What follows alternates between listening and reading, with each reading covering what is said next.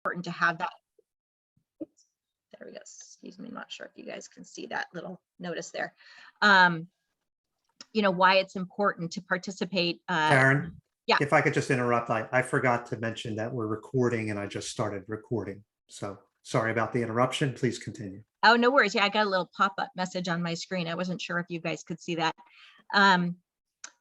But, you know, you'll see the things that I've emphasized are, I think, you know, basic functions of the base of the Democratic Party, right? Like, why do we exist? Well, you know, we like Democrats. We think Democrats do a better job than Republicans, and we want to elect Democrats. You know, that is if we accept that as one of our missions, then, you know, I think almost everything else kind of follows from there. How do we make that happen? I think in terms of influencing policy, you know, we certainly don't have as much influence on policy if we don't have Democrats that we support to implement those policies. And certainly, you know, after they're in office, we want to hold them accountable and make sure that, you know, they're doing what they promised they would do.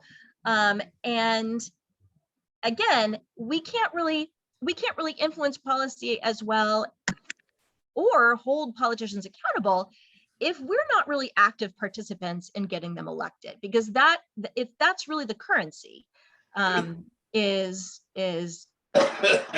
helping them get into office. Did you have a drink of your cough medicine yet? I did.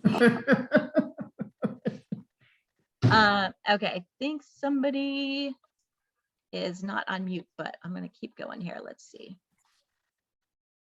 Okay, so this is the question, right? Is the Claremont Club really helping to get Democrats elected? There is an active endorsement process, which I believe there is. Does that endorsement mean anything? Why should a candidate care? Why should a candidate want to seek a DCC endorsement? And, you know, the bottom line is that even though the talks and the programming is great and interesting and helpful in a lot of ways, the policy talks don't win elections. What wins elections? Voter contact. The voters have to know what to do and know who to vote for. So how do they get there? How do the voters get there? So again, how to make an endorsement meaningful for a candidate? Why should a candidate come to the Claremont Democratic Club for an endorsement? You know, and let me just kind of skip to the second bullet point here, that if the club is the one that is helping that candidate get elected, the club is going to have that, you know, higher tier of influence in terms of what that elected official does once they're in office, and really helping to shape that agenda and you know, muscle behind the club's goals and you know, policy goals, action goals, etc. So what does a candidate want? Pretty much it boils down to two things: money and volunteer power. That's pretty much it. You know, it's my significant other Roberto and I met each other when we both worked for the UFW, and you know, he talks a lot about coalition building and you know, how labor in particular, you know, kind of the really organizing oriented active wings of the labor movement kind of build these coalitions that are so effective at kind of moving politicians and moving policy. And he, you know, he always mentions that the criteria for those really high impact coalitions are, you know, basically the ticket for admission is you either bring money or you bring people. It really boils down to that, because those are the resources that make a difference. So, why would a candidate, I mean, it's kind of self-explanatory, right? But why would a candidate want money? What do those things, how do those things help a candidate? What does money buy? Certainly data, right? Access to the voter file and the analytics and how to target voters in a really kind of scientific way that will result in the highest impact. So I'm sure most of you are probably familiar with PDI, which is the voter file software of choice in the state of California. It's not what the rest of the country uses. The rest of the country uses VAN mostly, but in California we love PDI. So Political Data Inc. is what it stands for. But PDI is where you can manipulate the voter file data to construct a universe that has the demographic characteristics that you want, and really granular targeting of voters, and just got a jillion tools. And then there's also the canvassing app, the mobile canvassing app, which I'm sure many of you have used as well. So that is a big one, and particularly for smaller races, it's PDI does not come cheap, and so I'm a huge believer that it's worth the money, but it takes money. And design services take money, and printing costs money. Certainly mailing and postage costs money. And of course, professional services, like if you want to hire a professional treasurer, I think that's always a good idea.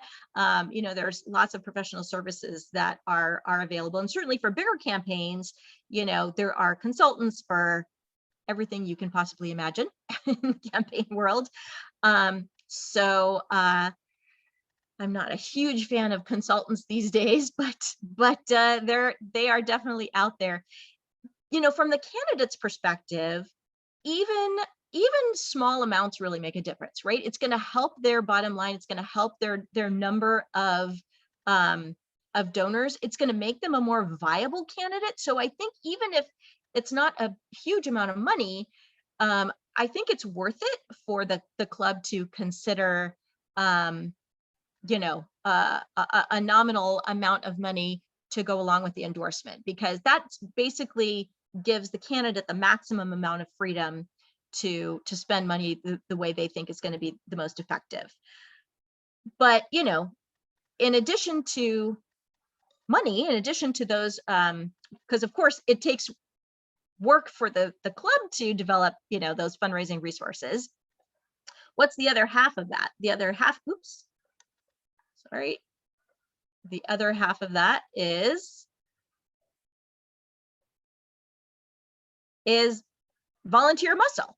And so we talk about field, right? The field organizing program is really sort of that bucket of resources that has to do with volunteer power. And it doesn't necessarily even have to be volunteer, right? Like there are lots of paid field programs where you can pay the phone callers and pay the canvassers. But from the club's perspective, it's definitely about volunteer power. So the question is, from the candidate's perspective, is it worth it to invest the time in building a field program? And should a candidate really care that a Democratic club is bringing volunteer power along with their endorsement? Well, if that candidate is in a really safe district, if they're miles ahead of their opponent, then maybe they don't need to care as much. Maybe they do a bunch of yard signs and mailing or ads of some sort. And there's some fuzzy definitions in terms of what constitutes field versus media, something like that. But the basic idea is that field becomes really, really important for close elections in particular. there's sort of a baseline of name recognition and a baseline of kind of messaging. So voters need to know who the candidate is, and there has to be a degree of name recognition and understanding. But if you're in a really safe district, it's not as important that you talk to every single voter, because your turnout model, your win number suggests that you're going to win by 10 or 20%. So if you're much, then you really don't need to invest in field as much. But if you're in a close race, it's indispensable. You have to have it. And so the question then becomes, how do you decide if you're in a really close race versus a really safe race? Well, the most recent example that we have is the recall, right? They thought that they were really safe. They thought that it was going to be a huge margin.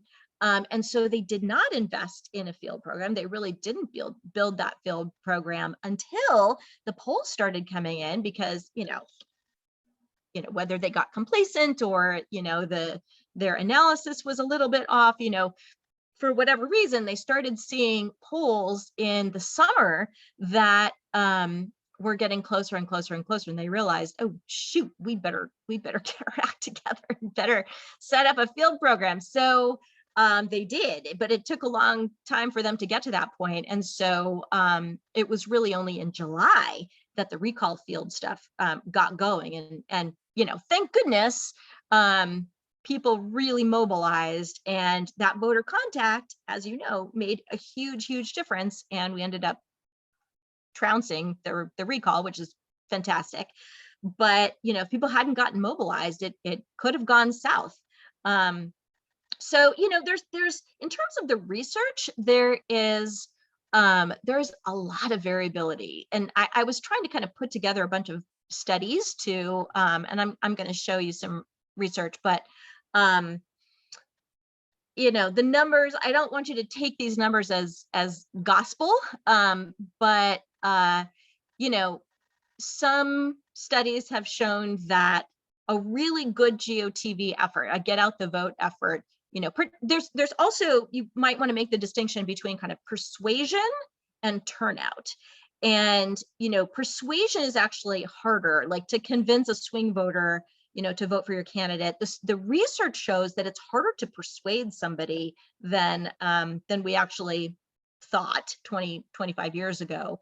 And you can get into it's a whole separate talk about why that is. But for turnout, which I think is really the more important question. And I think it's important to sort of disentangle the research from the persuasion versus the turnout, because there was some discouraging surveys and research out there about persuasion, but the turnout research is really good. The turnout research is solid, that if you have a really good, get out the vote program that mobilizes Democrats, you can really, bump up that turnout and move the needle by up to 10 percentage points. That is huge, and for a close election, that can make the difference between winning and losing for sure. So I'll give you guys the slides, and these are live links. I've put some of the sources here so that you can look up some of these studies. So the big takeaway message in terms of voter contact is that the more personal and authentic the contact, I mean, this is pretty intuitive, right? But the more personal and authentic that contact is, the higher the impact. So this is sort of the ranking of the tactics, door knocking being sort of the most personal, and then phone calling, and then texting, and then postcards, and then digital ads. And I kind of threw digital ads in there, even though it's not necessarily a kind of voter contact, direct voter contact tactic. You could put that in a different bucket other than field, but I think it's worth mentioning too, because I I think we have to get better at it, for one thing. And I think that this idea of the trusted messenger is becoming more and more important. And so I think that it might even be something to consider for the clubs to take out digital ads. You know, I worked on a city council campaign in Upland. If you guys know Ermelinda Osuna, I was her campaign manager in Upland. She didn't win, but I think we did a darn good job for a 3-month campaign. We came super, super close. And one of the things that really blew my mind was that when we would go canvassing, people actually recognized her name from the YouTube ad that we did. YouTube had a shockingly big impact on that campaign. And I think Democrats need to get a lot better at utilizing YouTube in particular. So here's some of the kind of granular details here. I know this this font size for the details is really, really small, but again, the links are live there, and I'll give you guys these slides so that you can look up the original research. But these are the main points here, that canvassing, that door knocking actually increases turnout. And again, I'm actually talking about turnout now. I'm not really talking about persuasion. That's like, it is kind of a whole different ball game. But I well, I don't want to get too far off, but I think there is another conversation worth having about the kind of rising electorate and kind of how consultants and analysts come up with win numbers and turnout models, and kind of using history to project future turnout. It's a separate conversation, but I believe in turnout because I believe that there are potential voters out there. To activate less active voters is kind of the name of the game right now. I think that that's where Democrats have room to grow. So those are the kinds of numbers that I'm focusing on here. It's really about turning out less likely voters. So again, the more personal the touch, the higher the impact. So canvassing increases the likelihood that that person is going to turn out by about 9 points. And you're going to find different statistics depending on who does the research. This happened to be among a progressive audience, this particular study. So those numbers will vary kind of depending on who does the research, but suffice it to say that it's going to have the highest impact for sure. Like whether it's between, 6 and 10%, it's still going to be higher than anything else. And you can tell, you can tell the difference between a phone bank conversation versus a conversation at the door, right? When you're seeing that person's body language, you're seeing what kind of house they live in, if they have kids, what's going on in their house, what's going on in the neighborhood. It just, it's intuitive that those conversations are going to be more effective. Phone calling is really effective too, and it's worth doing. So, if you guys got trained on the phone banks during the recall, you already know this statistic by heart, right? That a phone call from a volunteer, this is not a robocall. This is a phone call from a live human being, increases turnout by 3.8% is the figure. Texting, it's 3.1%, still, in the ballpark. And then it goes down from there. So postcarding, is not nothing, but it's a lot less than the personal contact, right? And I do kind of have to convey that, most people, I would say most people that are kind of working in the electoral space will discourage volunteers from doing postcarding. And it's not that it doesn't move the needle at all. It's because it diverts volunteer energy and time away from more effective voter contact. So, canvassing and phone calls are really the name of the game. It's may not be as fun as sitting around drinking mimosas, coloring in your postcards, but that it really is more effective. So, you know, I think that I think of postcards as kind of a gateway drug, right? It's great for building community and you know, for kind of learning about the process and campaigns, but it's definitely I'm hopeful that, you know, postcards will sort of give people that initial push to get involved. And then it becomes easier to do the more kind of personal voter contact, which is really what makes the difference. So we're really trying to move people away from postcards. It's why the Democratic Party does not provide postcard lists. You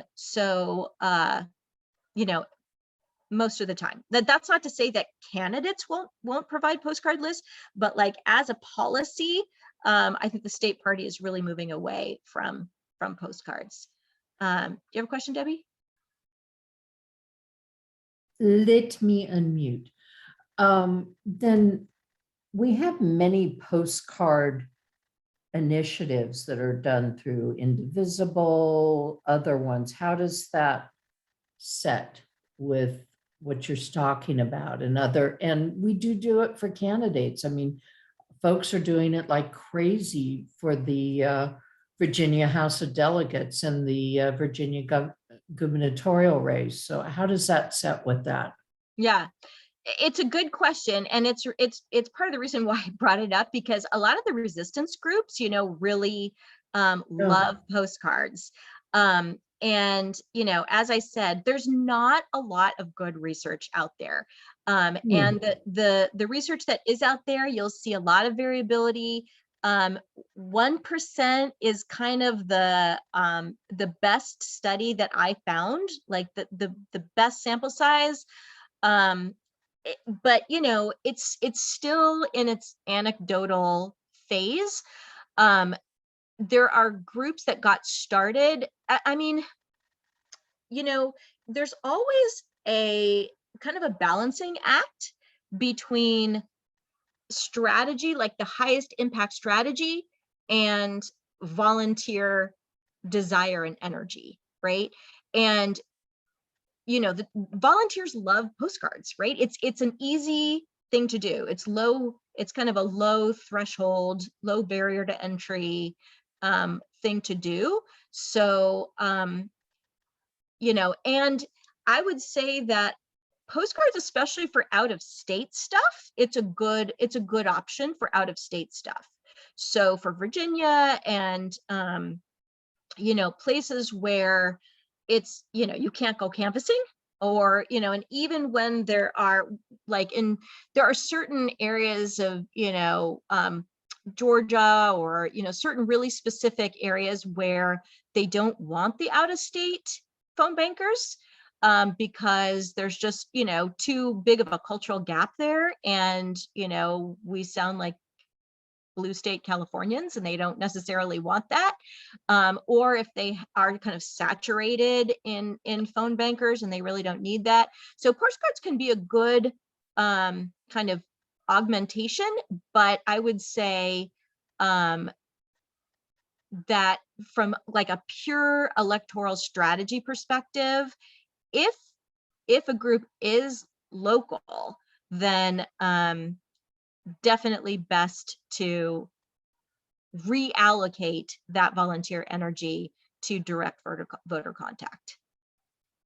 Does that answer your question? Yeah. So, so here you go. Money and volunteer muscle, kind of that field power of voter contact. You know, basically it can't, and if the club is going to kind of undertake this program, this idea, the candidates have to believe endorsement is really worth it, that it's worth it to pursue an endorsement from the club. So, you know, then the question is, what is the club willing to commit to? And, you know, I'm talking about generic club, right? This is all sort of hypothetical, but it is worth it, and it can be done to sort of, convert an organization from, kind of a solely learning and community building organization to, a lean, mean field muscle machine. And it really can make the difference in elections and winning for candidates.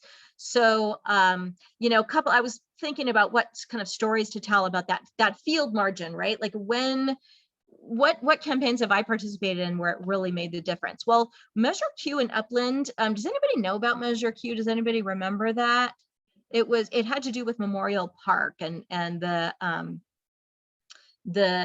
hospital. I won't go into the details, but it was really about holding an election for the citizens of Upland to decide what to do with this public resource versus what the city council was going to basically privatize it and sell it to the hospital. So Measure Q was about kind of preserving this public resource.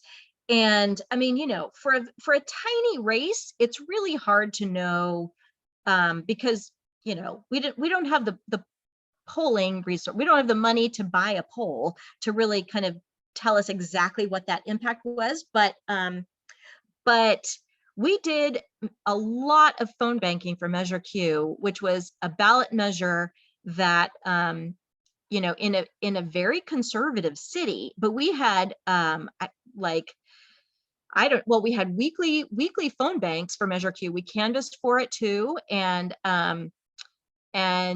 I had a whole crew of college student volunteers that were phone banking for Measure Q, and we won. That was one that I did not think that we would win, based on sort of the history of Upland and kind of what we were working with. So I believe, I don't have the scientific peer-reviewed research study to prove it, but I believe that the field margin made the difference in that little campaign. And as Mike can probably recount better than I can, Indivisible and Indivisible in particular, I think, and Swing Left too, are such success stories in terms of organizations that started with just a bunch of people trying to figure things out, but slowly but surely, figuring out how to kind of influence campaigns and build relationships with elected officials, so that now it's the elected officials coming to them and really seeking out their counsel, seeking out endorsements, really asking them for their opinion. I was just talking to Michelle Fowle from Indivisible Northridge, who is a force of nature and was super, super helpful with us on the recall campaign. She helped do some of our outreach circle training, as well as canvassing captains, and did a ton of stuff. And she tells a great story about just kind of the before and after of, before they worked on campaigns, they could not get the time of day from the office of their elected officials. But afterwards, she was just telling me the story that Katie Porter actually called her personally to thank her. And she literally has a direct line to Katie Porter now, who called her to thank her. So that's the kind of influence they have now from that volunteer field muscle. So yeah, lots of good stories there. I'm sure you all too have great stories about how, volunteering and that kind of field program can really make a difference. From the club's perspective, how do we get there? There's really three build outs, that kind of three buckets of activity that I think are necessary to really become effective in building this muscle. Capacity, leadership, and planning. Building capacity, there's a lot of moving parts to this, right? There's familiarity with the kind of voter contact tools, kind of the basics of voter contact, but also sort of that kind of, not just the 101 voter contact, but the 201s and the 301s, right? How to lead a phone bank, how to how to organize a canvassing program, how to work with the voter rolls and PDI to, how to distribute logins and, all that kind of stuff. There is important training and capacity building there for the voter contact. But beyond that too, I think it's important to recognize that there's training around fundraising. Like if you're going to do sort of the money component and, provide donations for candidates that you're endorsing, there's training and capacity building around fundraising and sort of building an effective fundraising plan that includes sort of multiple multiple mechanisms for raising money. So, I know a couple of people, we've been having a conversation about silent auctions, but there's also, kind of direct digital fundraising events. You can kind of put all these puzzle pieces together and raise some dough pretty effectively. And then there's also just sort of like club infrastructure, I think that's important to mention, because you got to keep the wheels turning. And in order to, build a campaign on Act Blue, you have to know who has the password to Act Blue and how do you, run that, how do you design a new campaign in Act Blue? And then how do you add that to the website? And then how do people find out about it? And so there's a whole kind of bucket around digital communications, because I think, the bottom line is we've got to move from paper to electrons because that's the way the world is moving. And I think we just need to kind of bite the bullet and figure out how to make that transition and get the training to be able to do it. And also to really plan, I think, for the leadership in the club and how to build that, digital library so that new leadership can come in and know where to get the, account password for that account or whatever it is, and know how to add that widget to the website. So lots of training possibilities there. I can't remember if this is in a later slide, but I also just want to make a plug for what the state party is doing now. They have a whole training department that has been doing some really, really wonderful trainings lately, and they're gearing up to do more. So I know they're gearing up to do a bunch of PDI trainings and trainings that are really geared more towards the central committees and the Dem Club. So I'm really, really, really looking forward to that. So, there's tons of trainings that are out there. You certainly don't have to reinvent the wheel. There's a lot of resources that you can rely on there. And then building leadership, right? It takes volunteers to actually do the volunteer work. So, there's kind of two pieces to that. There's recruiting new people, and then there's really onboarding them and kind of laddering people up that ladder of engagement, which I think requires active mentoring. And, again, kudos to Chris for being very thoughtful and proactive about that. Actually, I think I have some more detailed slides on all these things. And then building a plan, right? Setting goals. It's pretty basic kind of stuff. And implementing it with a timeline and a calendar and kind of who's going to do the work. So I already started to talk about some of this stuff in terms of building capacity, the voter contact basics on all of those different tactics that we mentioned, the data management piece, the voter rolls, how to work with PDI. And if you know this acronym here, MOE, I think it stands for Mobilize, Organize, and Elect, right? So MO is basically the child PDI account of the parent PDI account that lives at the state party. So all of the county parties have what's called a MO account, but it's basically just PDI. So there's, you can get lists and, actually I am now working on a canvassing program that is probably going to be rolled out to the counties. So it'll be kind of like it's a whole toolkit. It's going to be kind of like a plug and play for how to do local canvassing in your area. So there's going to be a bunch of training around that and how to work with the counties to do canvassing in your own local area. And then again, as I said, not just doing the voter contact, but leading the voter contact, how to host a phone bank, how to host a canvas, et cetera, et cetera. And then we talked about this, the digital infrastructure stuff and the budget and fundraising. So really kind of, I know Carol can probably speak to this better than I can, but like the income and expenses and, how, if you guys decide to kind of take this on then and decide, okay, if we endorse, 10 local candidates and decide to do a donation of $200 to each of these local candidates, whether it's city council or school board or, supervisor, or whatever sort of, slate you choose, how much do you want to be able to donate to each of those candidates, which is, then going to determine how much you need to raise, obviously. So then how are you going to build that fundraising plan and get to that number that you're going to need? So in all of those different ways. And then in terms of leadership, there's a bunch of, there's sort of three pieces to this, right? Like there's the recruiting piece and just kind of like hooking people, bringing them in, right? And all of the kind of different sources that you can go to find new people.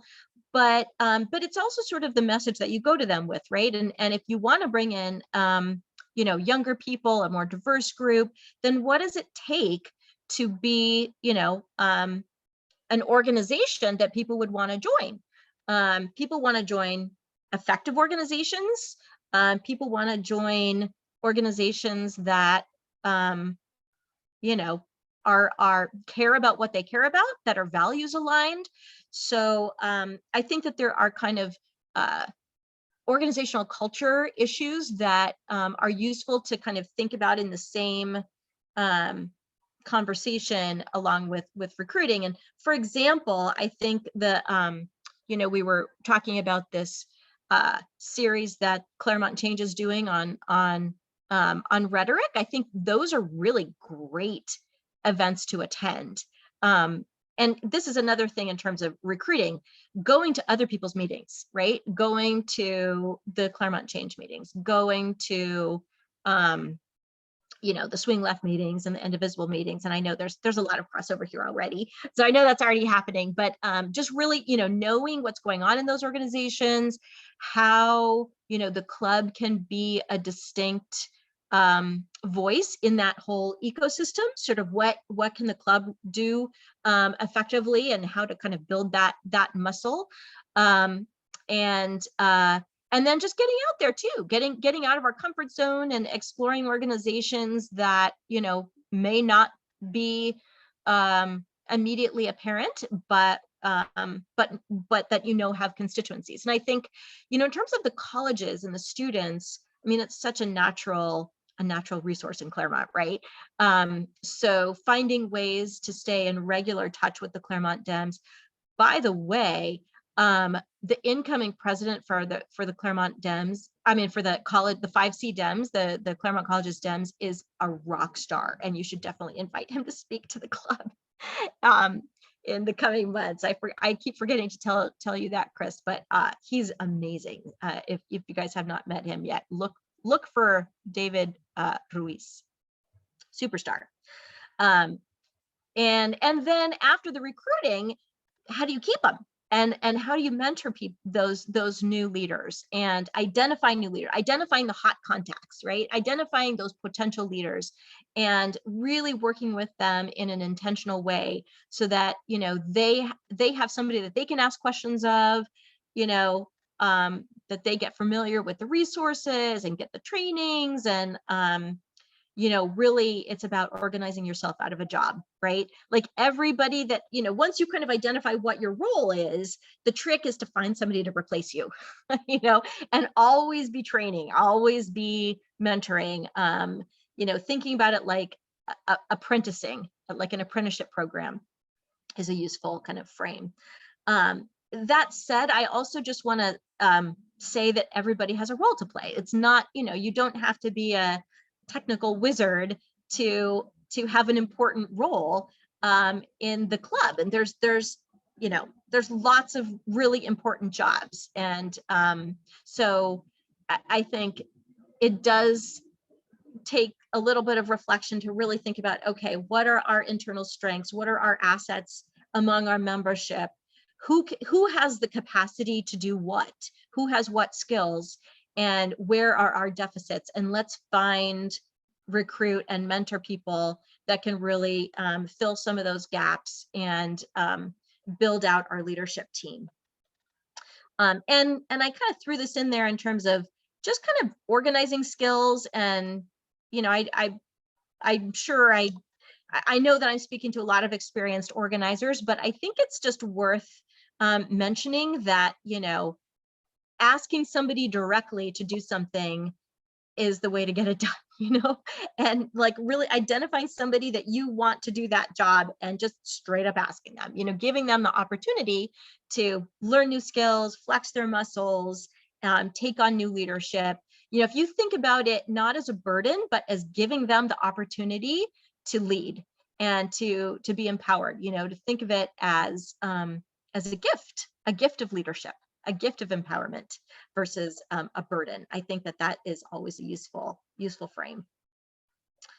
So here you go. So building a plan, just defining what you want to do, what are the goals that you want to decide on for how many candidates you want to give, how much money to, what is that going to mean in terms of total fundraising, and then how are you going to get fundraising plan to accomplish that goal?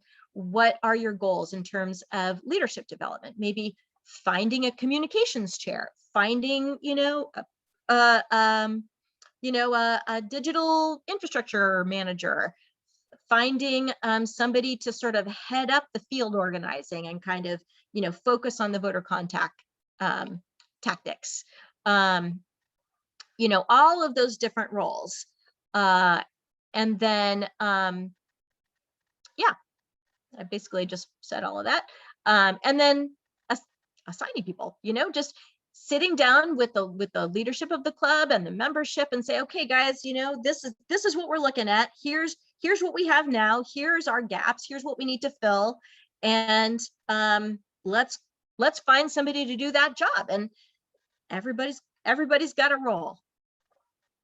So this is a very kind of generic way to think about implementing a plan it's really more like once the plan is implemented, this is kind of becomes the natural electoral cycle, right? There's a capacity building phase where you're training, you're raising money, you're building out that leadership program and doing all of the organizational stuff to build that foundation to be successful for like the voter contact stuff.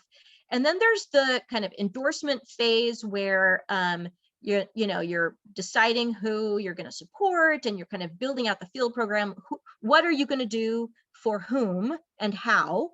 And then doing the thing, right? Actually doing the voter contact. And this is kind of generic in terms of both the primary and the general election too. I didn't really distinguish it on this little cycle diagram here, but then going out, talking to voters, doing the thing, campaigning, and then the election happens and there's a heck of a lot that you learn every single cycle. And then it becomes iterative, right? Like you debrief, you learn, you figure out what you did right, what you did wrong, and set new goals based on that learning, and then go about that capacity building phase again and doing it all over again. So, we've been there's really kind of not much downtime these days, because there's always something to work on. But getting pretty granular here, this is, I'm not going to go over all of this, but this is, I believe, what the executive board has actually talked about in terms of the specifics of this year, and thinking through these calendar deadlines and really thinking about when is the fundraising and the capacity building going to take place, and when do you need to raise money by, and thinking about the specific dates, right? And for each cycle, you'll need to figure this out. When is the actual filing deadline? When do you need to have the endorsements in? And then here's, primary GOTV. And for a place like Claremont, the primaries are really important because, you're going to want to, if you want your favorite person, your favorite Democrat to win, then you really can make an impact in the primaries. And so it becomes really important to be very active in terms of the voter contact there. And then, you also have to kind of build in the state party schedule and the county parties, and kind of understand how the resources, there are resources available from both the state and the county, and kind of how they flow down to the club level. For example, the door hangers, and how you want to distribute those to different candidates. And so it really kind of is up to the counties and the clubs to kind of work out those logistical mechanisms. But I do think it's worth paying attention to, and building a close relationship. And Debbie can probably speak to this a lot more too. Building a close relationship with the county party to really understand what their plan is for distributing the door hangers, and the basically free literature, right? It's free material that you can go and canvas with, and you can put your sticker of local endorsements, your slate of local endorsements, and go out and talk to voters with that. And it's a great walk piece to use for free. So just kind of knowing about that calendar, I think, is important too. Just going there, I'm not going to go into all of these line items here, but knowing the specifics of the filing deadlines and the endorsement deadlines, and really when those intense periods of voter contact are, so that then, by the time the ballots are mailed, you are in a really good position to really help those candidates that you've endorsed. So that is really the nitty gritty of it.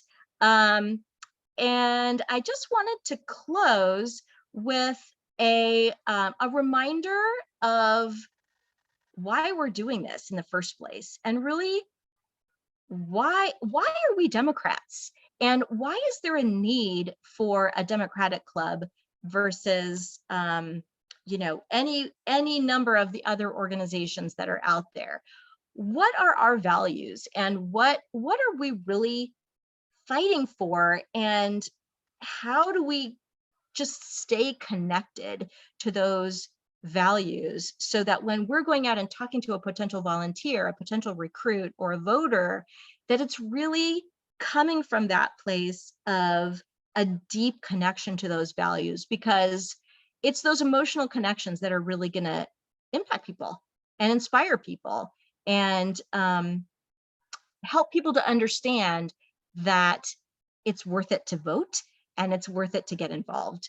So I was going to show you a little video here. I'm going to stop my share and end with a different screen. Hang on one quick second. Let me get to the right place here. It is right here. So I'm going to share my screen. Aaron, is this a video you're going to show? Yeah, it's just a little 2-minute video. I'm going to see if it works to share it here. Can you guys see that? I'm going to see it. Can you guys see the video? Okay, I'm going to see. Hopefully this will work. As Democrats, what are we fighting for? Can you hear it? For the workers, for the dreamers and asylum seekers, for the mothers, fathers, sons, and daughters, for those with disabilities, for seniors, for healthcare, for the planet, for our bodies, for equality, for love, for education, for safer schools, neighborhoods, and communities, for secure retirement, for opportunity, for a fair wage, for veterans and Gold Star families, for the forgotten, for our values, for truth, for progress, for our democracy, for our country, for our future. We are the party of the people. We are Democrats.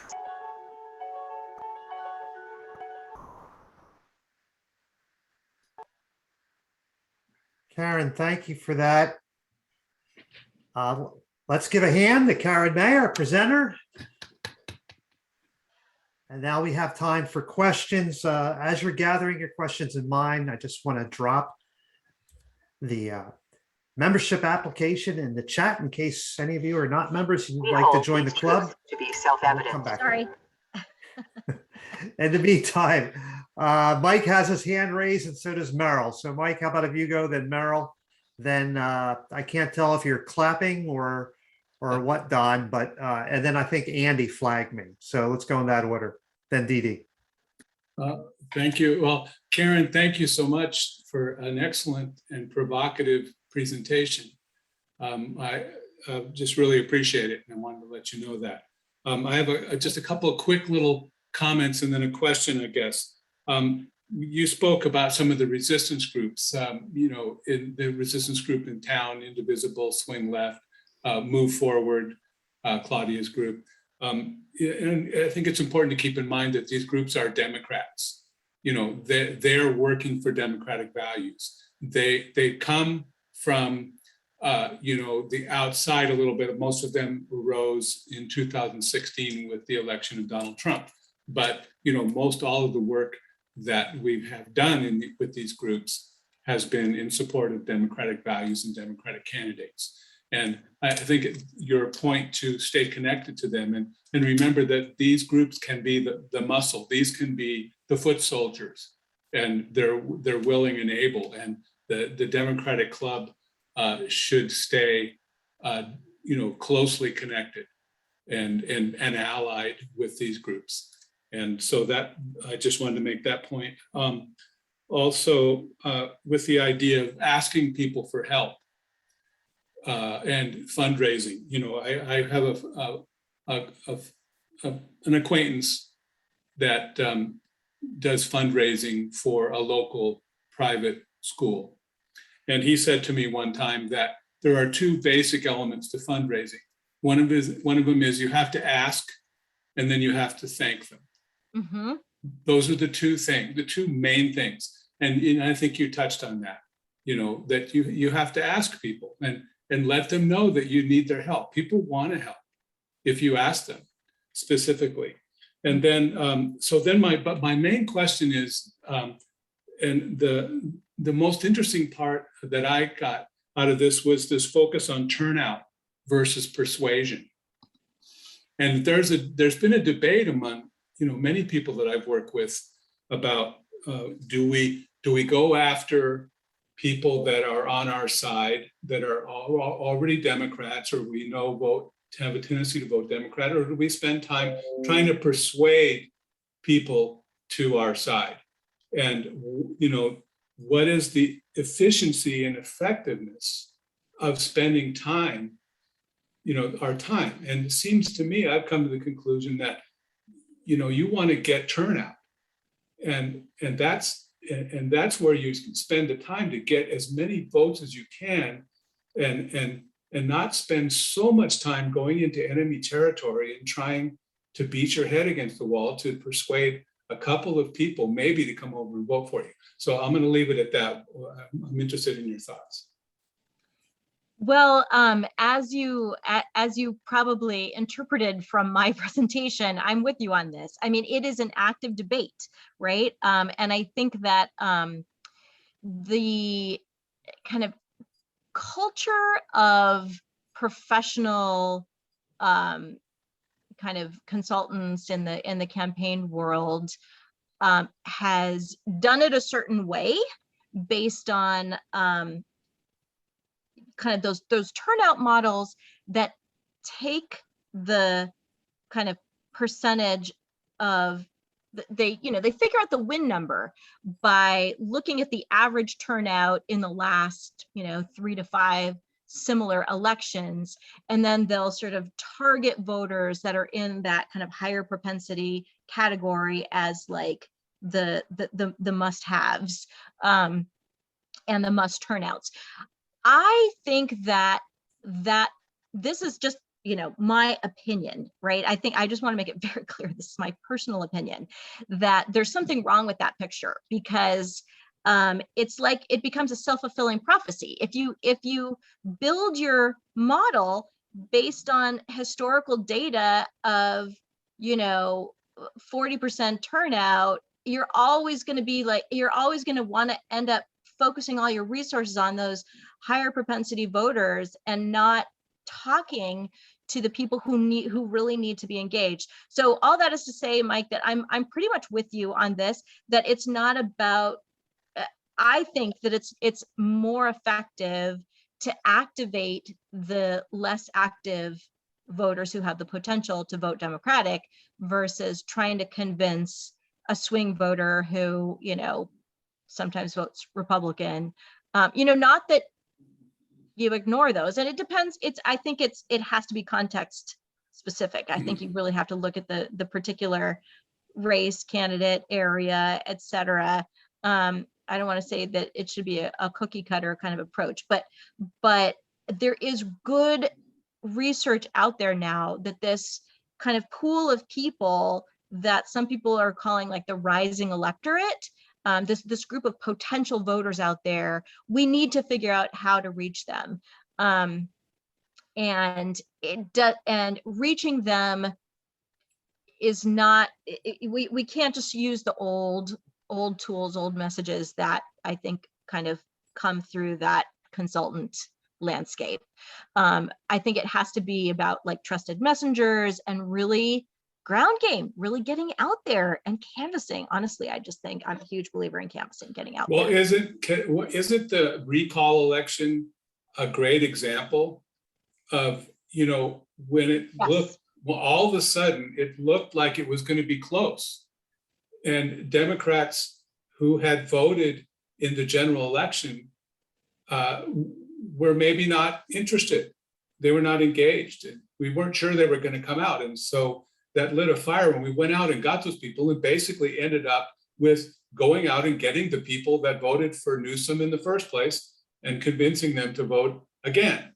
Yeah. And in a state like California, that seems like a pretty darn good strategy, because we have such an overwhelming registration advantage.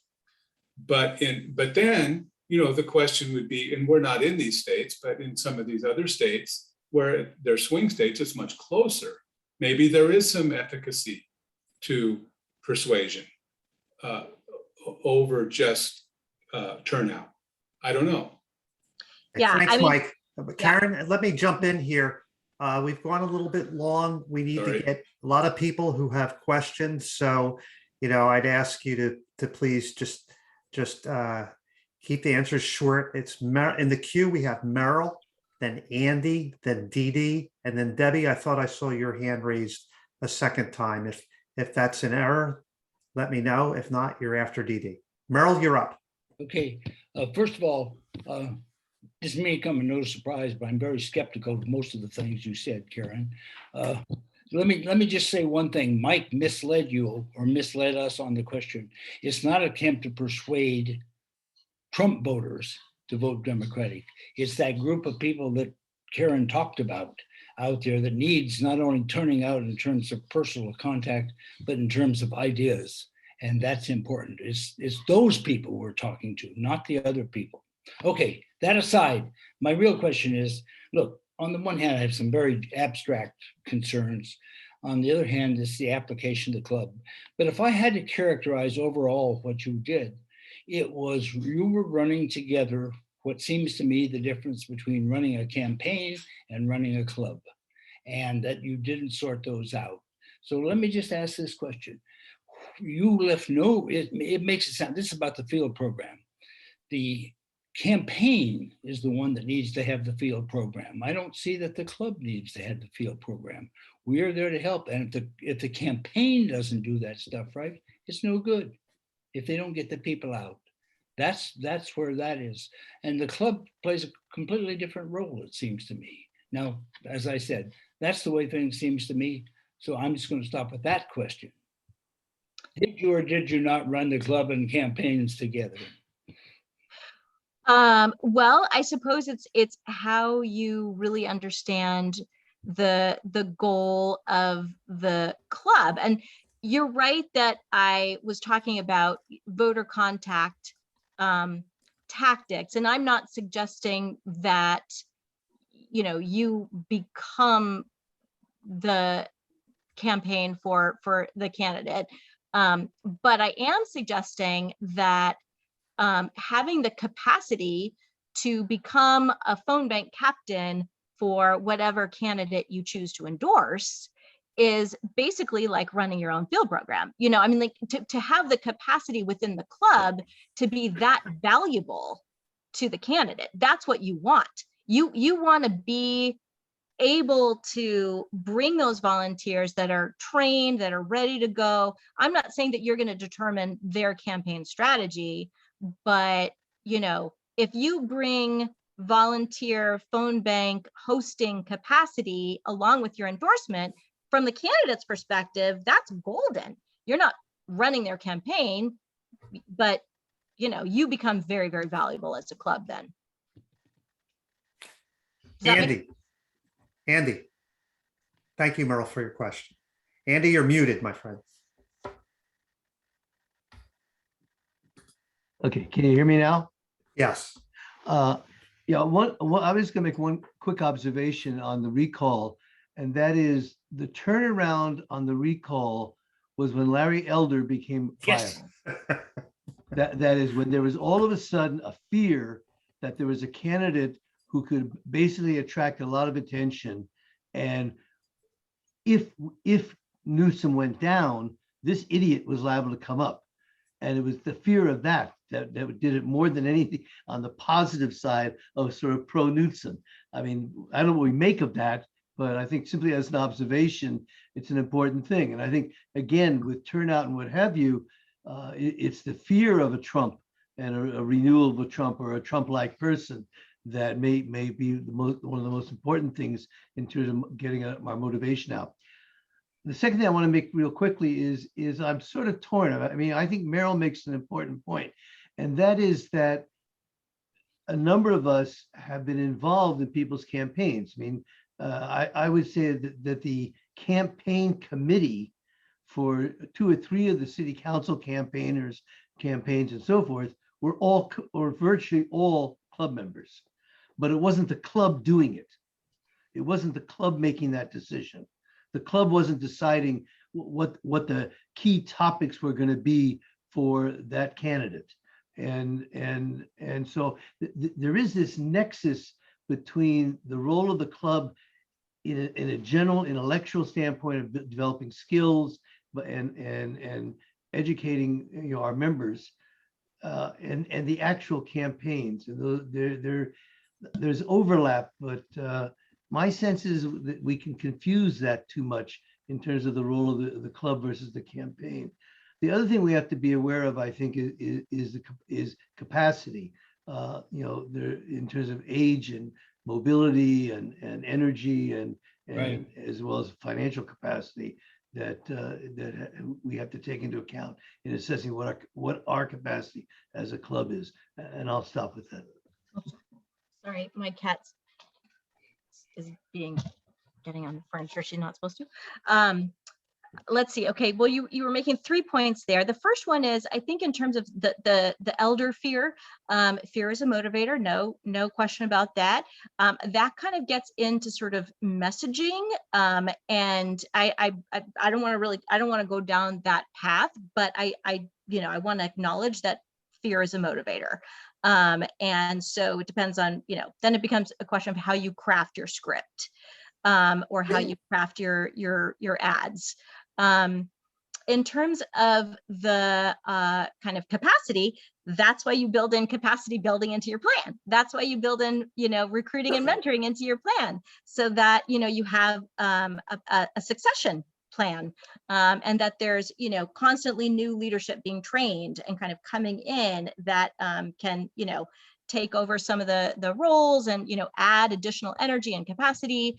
And in terms of the question about, conflating the club versus a campaign, I mean, it's, of course, there's enormous brain trust in this club and enormous, skill and experience. And so of course, local candidates are going to rely on club members to be part of their campaign committee.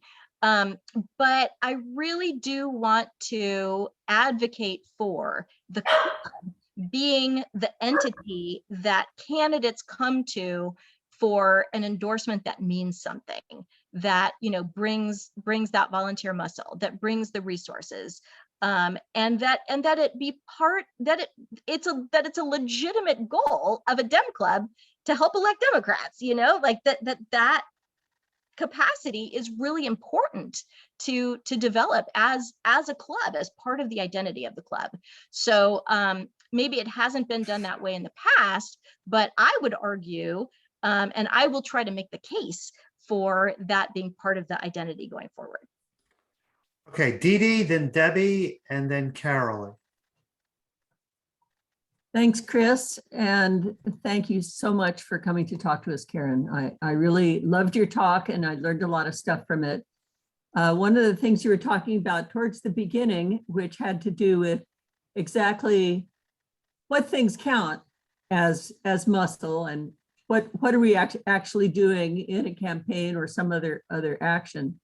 It made me reflect on some of my experiences with the California Faculty Association, where I've been a membership and organizing chair for a few years and a chapter president and stuff like that. So I know a little bit about this. And one of the things that we always did that we believed made us more convincing as an organization that you'd want to endorse you if you were a candidate, and that you'd want to listen to if they had some recommendations about what you should do if you happen to get elected, was that we tracked everything that we did.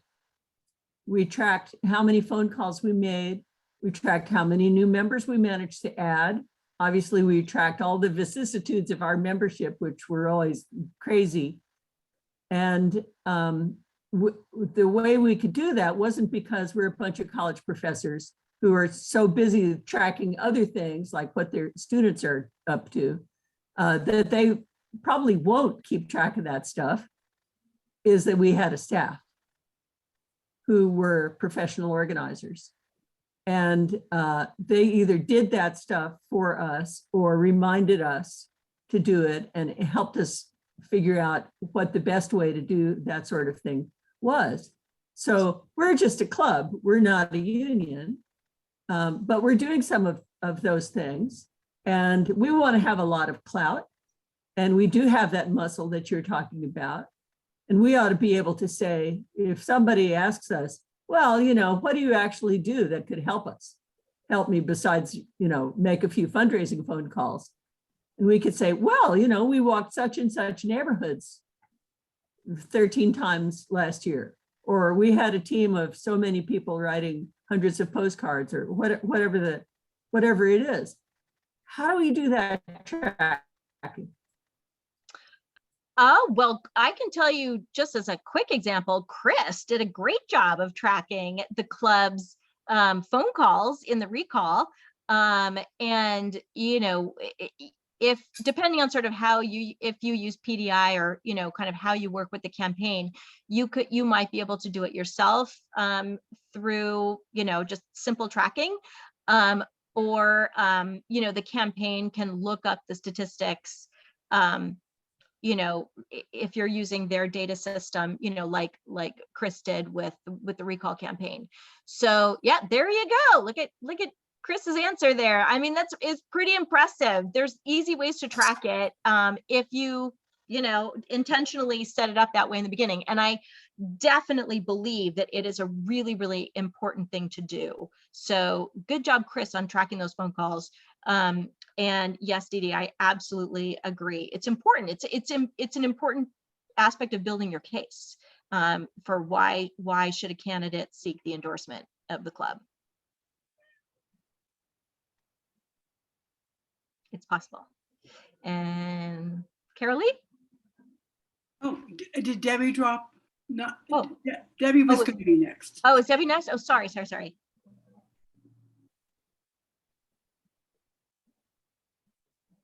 Looks like you're still muted, Debbie. No, I'm good. Mike made the point that I was making. Okay. Okay, my turn? Okay, Your okay, Karen, we had our booth at Village Venture, and we always try to have some type of action. We do a poll, we do something. So this year we decided we would write postcards. And I thought, first of all, we got the postcards from a group called Grassroots. And I thought it was very clever that they should have us writing postcards a year in advance to these voters in Mike Garcia's district, CD 25, and telling them, look at what your congressman is doing. He's not voting for you. He's going to oppose Biden's plan. And I just thought that that was a wonderful early prompt. And so I see the value of postcards at almost any time to somebody who could be receptive. Okay. Is that, All right. is that your question? That's my observation. Yeah. Okay. Well, yeah, no, I think that is an example of, a voter contact that is not necessarily measurable in terms of, a controlled study on how much it boosts turnout, right? Like that's something that's really, really hard to measure. And I'm not saying that that's not worth doing. I think it is. I would say that it's something, the more touches that distinguish the Republicans from the Democrats, the better. The more we educate voters about the differences, the better. One thing about the program that we're developing, the canvassing program that we're developing, it's designed to start like now, next month, to make multiple touches with each voter. And start from their perspective of what issues they care about. I mean, one thing about the rising electorate and this the whole kind of discussion that that we were talking about with Mike, in terms of like potential voters that are out there, is there have been studies showing that focusing on issues yields better results than kind of talking about like a party specific, candidate. If you start with the issues, then you're kind of starting with that connection and common set of values. So what this program that we're doing have three surveys. So the first time you go canvass, you actually ask the voter what issues they care about. And then the second time, you might have a conversation about why it's important to vote, why it's important to get involved, kind of more civic engagement, civic involvement. And then it's only like the fifth conversation that you have that is about the candidate that you're supporting. So all of those touches, all of that kind of educational process and kind of drawing this distinction is all important. And so my point, I guess, is, Carolee, that I think that's great. There's no reason why you couldn't have done that as a phone call or a canvas too. But I know that's probably was that CD 25 that you were working on? I lost Carolee there. Yeah. Yes. Yeah. So I know that's kind of a far way to go canvas, but yeah, a good example of voter contact in kind of like an off year, part of the cycle.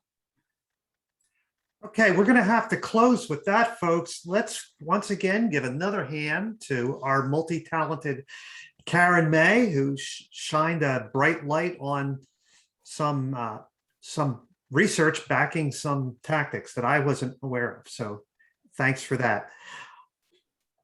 Right now, we need to turn our attention to the business portion of our meeting. We have in the past conducted our business portion in about 30 minutes or less, and we're going to have to meet the challenge tonight as well. So I'm just going to say a few words about Sam and also about fundraising, I also want to let the club know that I intend to make a donation. I'm going to say a little bit more about that donation that I'm going to make in order to raise that thermometer that you see sitting behind Carol and her screen right there. And so I want you all to pay rapt attention because it will be a sizable donation if you have the right connections. So I'm really relying on you to come through with these connections. I'm going to build that suspense there just a moment. First, as I mentioned at the head of the meeting, Sam had to step down from the presidency. He got a promotion that he has long coveted, and it just has a lot more responsibility. So he felt that he could not, in good conscience, continue serving in the role as president. And so when he stepped down, I stepped up. That's the way our bylaws are constructed, and I'm happy to do so. And I want to thank Sam. I asked him if he was going to be here tonight. He said he couldn't. He had a conflicting obligation. I want to thank Sam for, first of all, for his 3 terms on the city council. Whenever I go to the village and I see that plaque that's on the wall by the coffee bean and tea leaf with the names of the city council members who were on the city council at the time that the village expansion was approved, I note Sam's name on that plaque and think that that's really part of Sam's legacy. So it was really quite a coup for us when we were able to get Sam to agree to be our club president upon his stepping down from the city council. It certainly gave our club a lot of cachet to have that elected experience as in our presidency. And so he's definitely a tough act to follow. So I did want to say that about Sam. As a result of Sam's resignation and my stepping into his position, my position, the vice presidency for programs, has been vacated, and I'm pleased to announce tonight that Merrill Ring has accepted my invitation to be our interim program vice president. And the way I pitched it to Merrill to get him to say yes was that he didn't have to do anything until February because we have speakers booked all the way through February. So Merrill will assume that role, and but my job is to find a permanent replacement. So if I fail between now and February to do that, then Merle may be angry at me. I hope he won't be. But my expectation is that I'll have someone in the next few weeks. The revised bylaws have been distributed. Thank you, Carolee, for that. Debbie has a hand up. Is this about the bylaws? Okay. Debbie, can you give your report on that when it's your time to make a report? Sure, it's just the title is wrong Oh, okay. on the bylaws. It just says by hyphen lowercase laws. Yeah, there are a number of edits that we need to make, the numbering and stuff like that, but we'll get that taken care of. Thank you. Okay, so I'm going to share my screen with you about the fundraising part that I wanted to tell you about. We have now a form on our, let me see if I could find it here.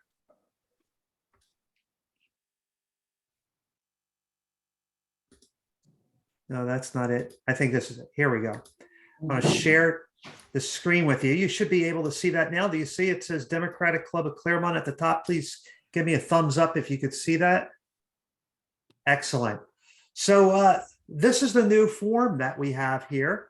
As you can see in the middle where I'm moving the cursor, there are various designations that you can use here. You could donate to the Political Action Fund.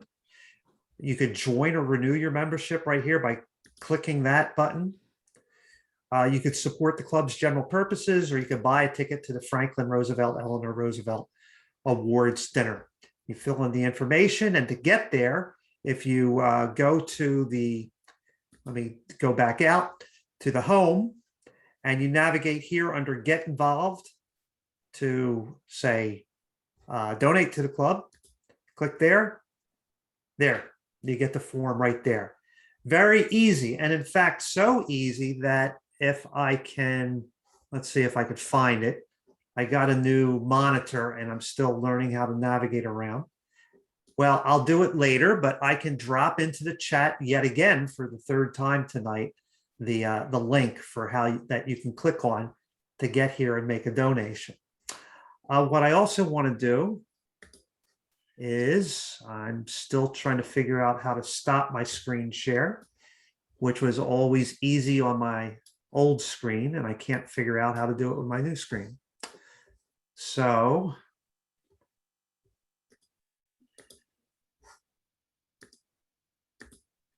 does someone know how to do this?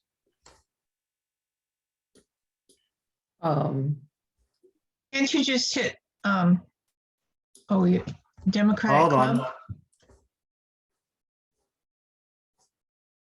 Hold on, something happened here. I can't figure out how to share my screen again. For some reason, let me do this. Let me do this.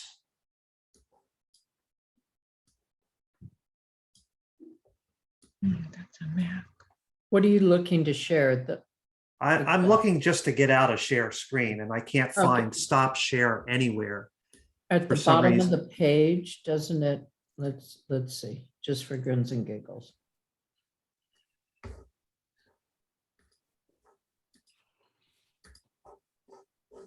Hold on. Try not share other stuff. Well, I can't get out of this screen that I have for some reason and get to other There's screens. right under where it says you are screen saving up at the very top. There's a little red button that says stop share. Yeah, and that's not on my screen for some reason. For some reason, that's not on my screen. Oh, here it is. Hold it. It disappeared in some far off corner. Yeah. There we far go. off Land. Yay. Okay. And why do I have another screen share here? I got someone's That's me. 'Cause I was Facebook. that was me looking to try and find where the button to direct you. And so sorry about that, folks. Now I think I know where I put everything. Here's the link in case you want to make a donation or renew your membership. I'm also going to show you something else. We have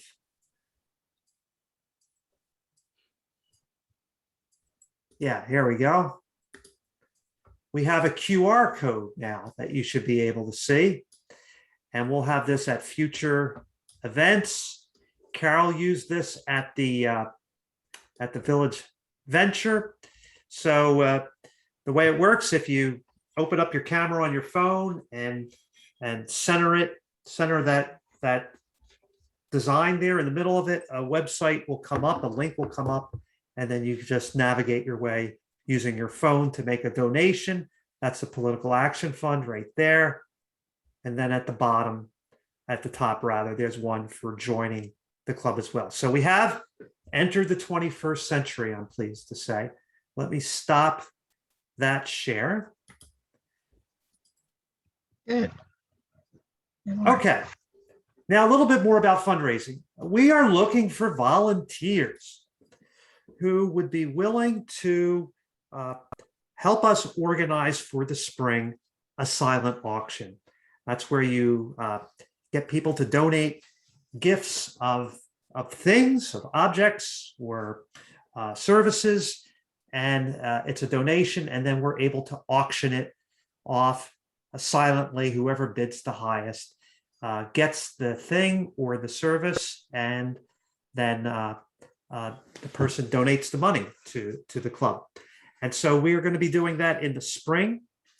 And we're looking for people who have things to donate. If you have something in your garage that you think is valuable and you would like to get rid of it, and you think it could fetch a hefty sum or not even a not so hefty sum, donate it to the club. If you have some contacts in the business community in Claremont, say, who might be willing to donate a dinner, then people would bid for that dinner and that bid would become part of the donation. Now, for the donation that I'm willing to make,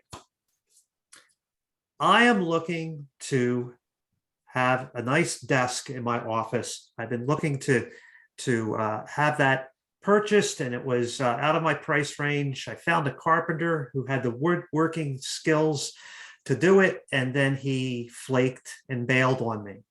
So either I'm going to make it myself, which requires me to learn how to use a power saw, which I've purchased, and other equipment, and how to do the slant, screwing things on a slant, or I'm willing to pay someone who has those woodworking skills and is willing to help me build that desk. And so it would be 8 feet by 2 feet. Essentially, it would be two 2x4 desks put together at the same height, which I need. I have other specifications. So if you have that connection to someone who has those woodworking skills, put that person in touch with me, and I'll make that chart behind Carol go up significantly. So that's my offer to the club.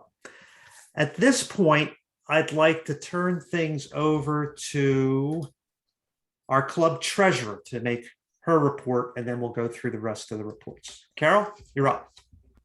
Okay, simply, usually I just tell you what our balance is, and right now we've got a couple checks outstanding and a couple of checks on the way to folks who donated or who bought things for the Village Venture. So, and then in Village Venture, we received contributions of $82 that were not specified for the fundraiser or the PAC fund. So right now we have $7,075.95 for the bank.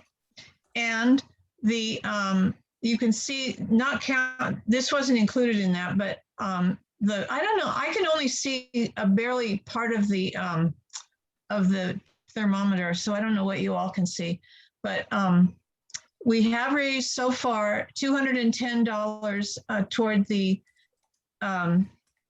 Political Action Fund. At least, is that what we're calling it, Chris? I kind of used your terminology there.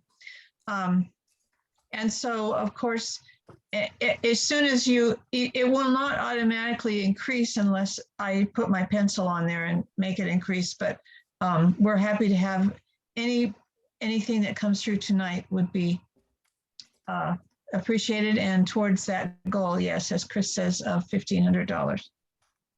I think that's all I have to say.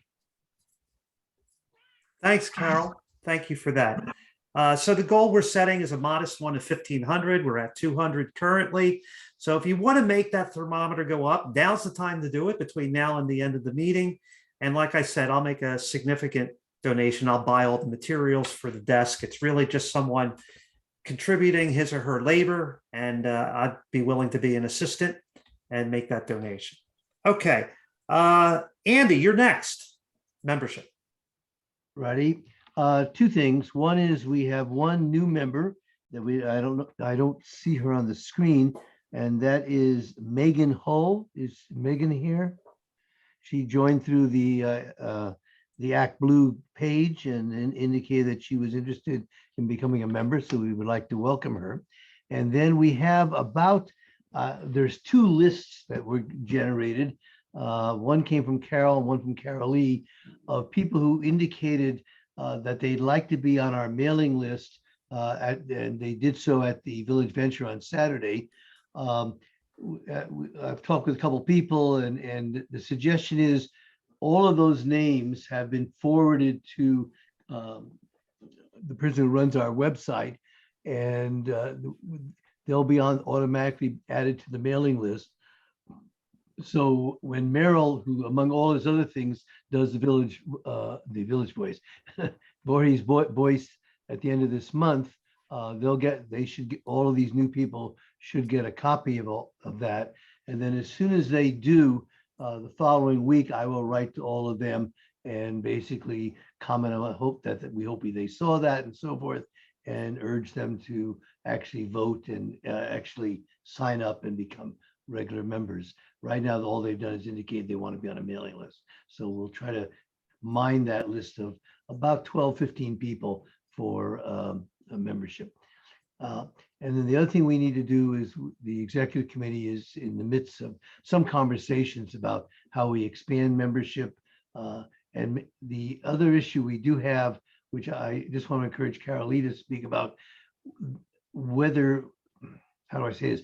We've had an active relationship with the high school and the high school young Dems, and that's in some trouble because of somebody's failure to sign up and get a club assignment or something. I'm not quite sure I understand it, but I'm wondering if Carol Lee, whether that's been rescued bureaucratically or can be, or what our status is on that, because that's hopefully something that will generate some future membership.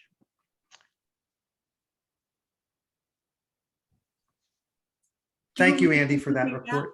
You want me to say something now about it? Yeah, if you would. Good. Okay, well, basically, I was told there was a person who said she was the club president. And Beth Bodnar reached out to her, and I reached out to her 3 times, and I've gotten no response. Beth said that the club did not meet a filing date to be a club on campus.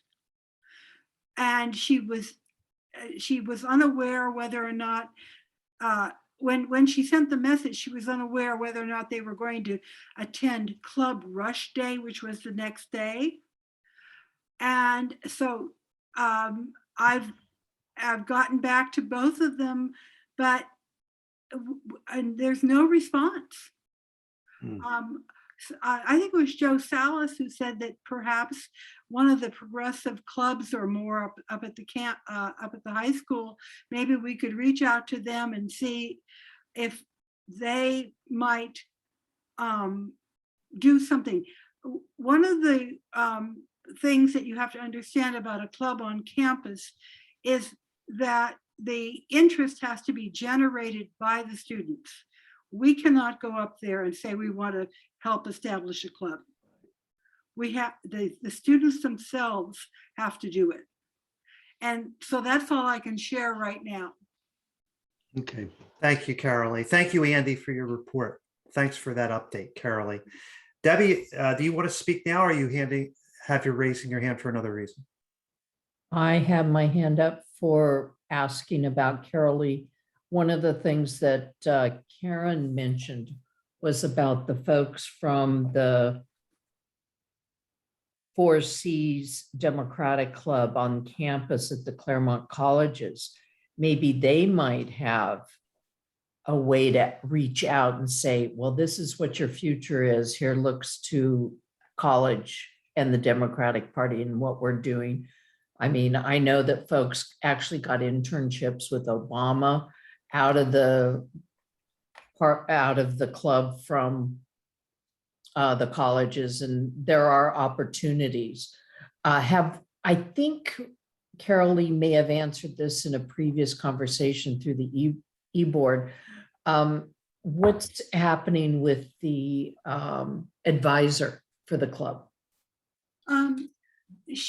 Beth has been more than open and welcoming to us and to this. I don't want to use this girl's name because I don't know what's happening. But we're at a dead end. We have not gotten any response. She invited this girl to come to her room and visit with her and talk with her. And as far as I know, that was another dead end. So, Okay. You know, that's where we are. And I've had a few other things happening here that I haven't been able to go any further with it right now. But that was sort of like on my agenda for the beginning of November. Okay, fair enough. Thanks, Carolee. Yeah, Debbie, we need to move forward. yeah, that's So fine. I'm going to ask that we go Mike, Merrill, then Debbie next. Okay, so as far as correspondence, I mean, there was a whole lot of correspondence that went on in October regarding the Women's March, which the Claremont Democratic Club was a co-sponsor. And I worked closely with Carolee and other members of the club to help organize that. And we were able to line up 12 fantastic speakers and again, ask them and then thank them. I thanked them all through emails, and then Carol Lee really was instrumental in getting everybody's addresses and sent them an embossed thank you card, which I thought was a really great touch. And Carol Lee, you sent me one of those embossed cards, and I thought it was really nice. So thank you for that. And then there was a lot of time spent this week trying to get the addresses and things for California 25 postcard thing that Carol Lee referenced earlier from the booth. There was some confusion about that because they didn't send us, they sent us names and addresses, but they didn't send us which city or zip code. So Carol Lee, again, bailed us out on that and looked up the addresses and found they were all in the city of, I think you said Lancaster or something, Carol Lee, I don't remember exactly, but so there was a lot of that stuff. And then this week, then I was kind of playing catch up with the normal Democratic Club emails that I'm responsible for sending out. So I got a little behind on those, but did manage to get them out. So again, I would thank Carol Lee for backing me up and always being there to support these endeavors. So I guess that's all I have on the correspondence. Thanks, Mike. Thank you. Merrill, you're up. As far as issues committee is concerned, I'm not going to babble on tonight. I do want to report that the Voorhees Voice will be out the 1st of November. One of the things I'm going to do is make a special holiday issue the 1st of December with all the holiday party news. So it'll keep it out of this month's issue. So it'll be there, but it'll be a month later. Okay. Thank you, Merrill. Debbie?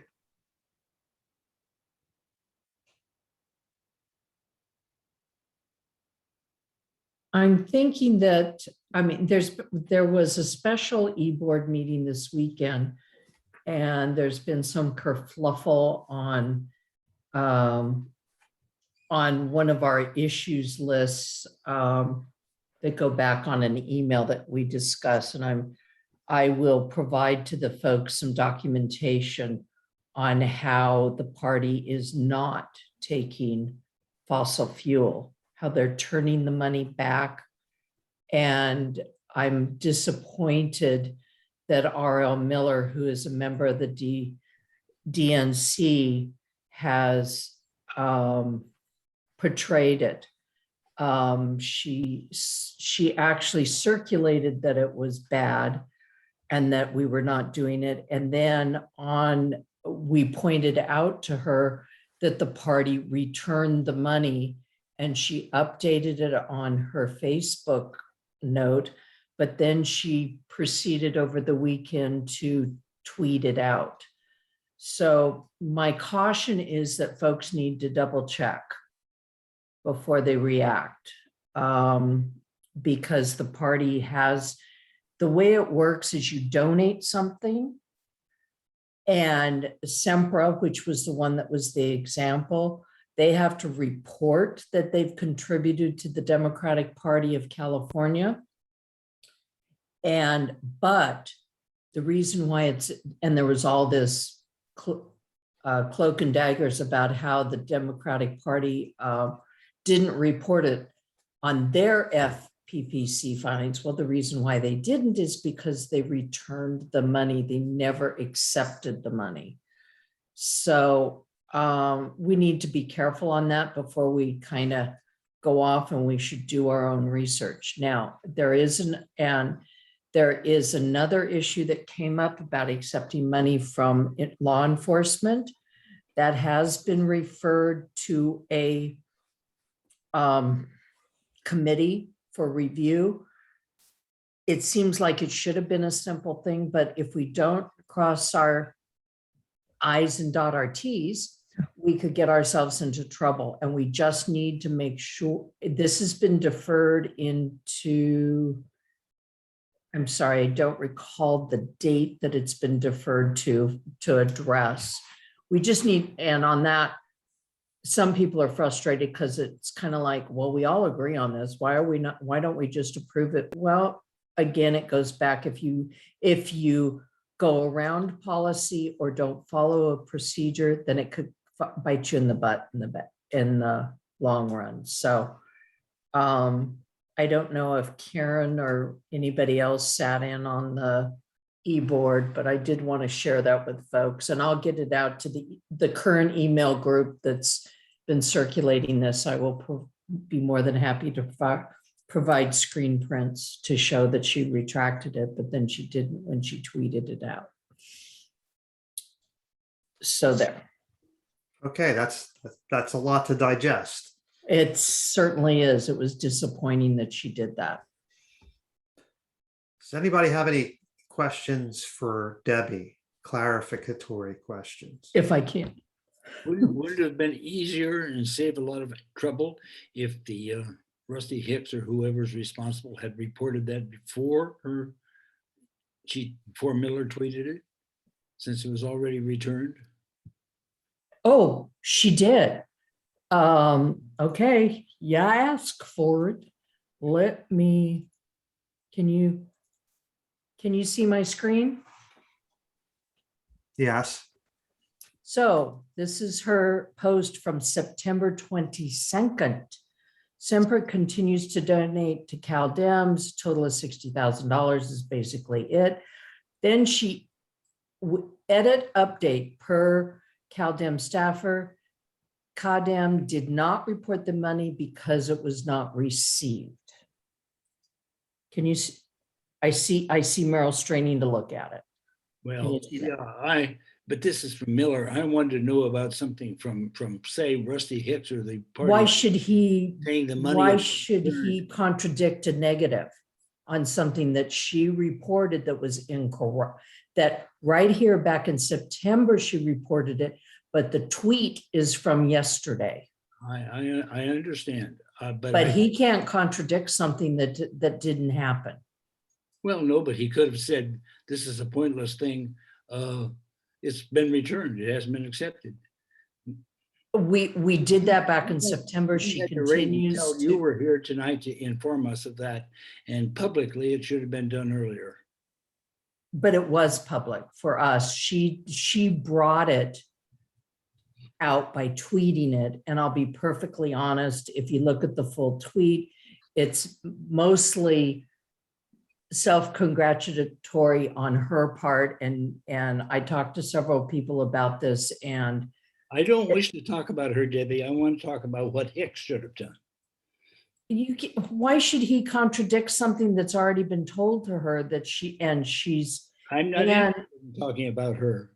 I'm interested. But how can Rusty Hicks contradict something that she's tweeted out after the fact? I don't agree with you, Meryl, at all. I was talking about his making the return of the money public in the sense that everybody knew about it, that we knew about it as a club. This was before she brought it to the public and we stopped it. Timing. Meryl, I can't answer your question. I can't tell you what Rusty Hicks should do or should not do. That's outside of the realm, but I think what I'm showing you is that she knew this on September 22nd, and she continued to tweet it as recently as yesterday. So, and she acknowledged that it was false. And we cannot sit here and say, well, Rusty, you should step in and say she's not, I can't speak for Rusty. Hey, folks, I'm going to exercise chair prerogative. And I'm fine with that. I mean, this is a substantive discussion or strategic discussion, and it's important. But at this point in the meeting, we're just giving reports, and Carolee has worked so hard for so long that I want to give Carolee the floor about the Village Venture and the annual party. And Mike has something to say as part of Carolee's report as well. Carolee, the floor is yours. I want to thank everybody because, I'm very happy that everybody who was involved, everybody felt good about this, that we attracted visitors. We registered some people to vote. We did sign some postcards. We gave away pins, almost gave them away. The donation that they wanted them for was too small. It was very positive. The people seemed really to want to interact with us in a positive way. And if you want, I'll have more of a report in the Voorhees Voice, but if you want to see pictures, Mel put 2 up on our Facebook page, and Jennifer Stark has one up on her Facebook page. And they show the booth, and the focus, because Meryl had suggested, was what do Democrats value? And that's what the booth is all about. Okay? Continue, Carolee. Thank you so much for everything you did. That was, I mean, I saw the behind the scenes work and it was, it was Herculean. So thank you so much for that. Okay, the party on December the 4th, beginning at 4 o'clock. It's just the Helen Myers Awards because of COVID. We can't meet in person. It's a chance to renew your membership and make extra donations. The award recipients will be presented, and each will speak on their special interest and cause. Confirmed so far are Judy Chu, Chris Holden, and Jennifer Stark. Okay? Sounds good. And Mike, you want to say a few words about our Helen Myers recipients, just at least who they are and briefly what they're about? Well, sure. Devin Hartman is one of the recipients. And I remember Devin came into my office maybe about 6 years ago, pitching this CHIRP and this community housing retrofit energy project or something. I think that's what it stands for. And I was just impressed. And I said, I'm in whatever I can do to help you with this. And he's working on a factory that produces these state-of-the-art solar panels and the retrofitting of low-income neighborhoods with these panels, and it's a nonprofit model, and so he's really done great work and worked within the Democratic Party. He got some money from Chris Holden put into the California Democratic or the California budget, and so he's really working to fight global warming and for social justice, and it's the whole package wrapped up. And I'm just totally impressed and very happy that he's going to be getting this award. Carla Johnson, again, is somebody that I met, through the resistance groups that formed after the election of Donald Trump. And she opened up her home early on to a lot of us who were really despondent, and provided us a space. And we did thousands of postcards. And, we talked about the efficacy of postcards earlier, but, there's more to it than just the percentages of voter turnout.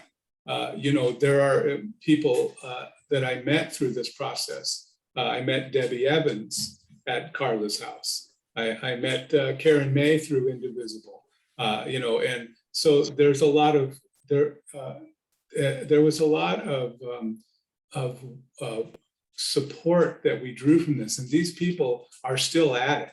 And so, Carla, I mean, I think in the first year, if we were keeping track, maybe 6,500 to 7,000 postcards came out of her living room.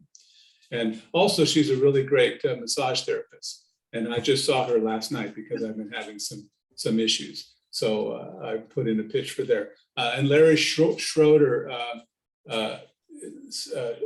served on the Claremont Community Services Commission, Claremont City Council again for 3 terms and served as mayor 3 times. And he's very much into social responsibility and that for people taking responsibility for their actions so these are really great people, and I'm really happy that they're going to be receiving this award.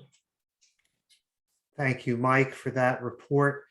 Carolee, do you have any loose ends? If not, then I would invite anyone else to make an announcement if he or she has an announcement. Carolee, you first, though. Any other loose ends with the holiday party or with the No. Village Venture? Not that I can think of. Thank you. Okay. So once again, I see what Carolee does behind the scenes, and it's Herculean efforts. So thank you again, Carolee, for staying on top of things. I see a hand up. Karen, you have an announcement. Go ahead.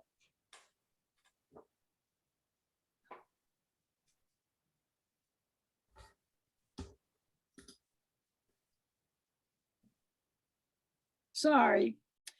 I was part of the Democratic Club, people that come for an hour to Village Venture. And this was the first time I really had a good time. And it was such fun to be there and feel like you were interacting with real people and that you were doing something useful for the Democrats. And thank you so much for all that work you put into that, Carolee, every year, all the time. It was just excellent. Thank you. Thank you. Thank you, Karen. Anybody else? Okay, if that's it, just let me remind you about my offer. If any of you knows a carpenter, I will make a donation to the club with the woodworking skills, can do a plunge cut, put electric at desk level, that sort of thing. Anyway, I look forward to hearing back from you. Until next time, folks, be well, and we'll see you later. Have a good evening now. Thanks for coming. Everybody. Bye. Good night. Thanks, everyone.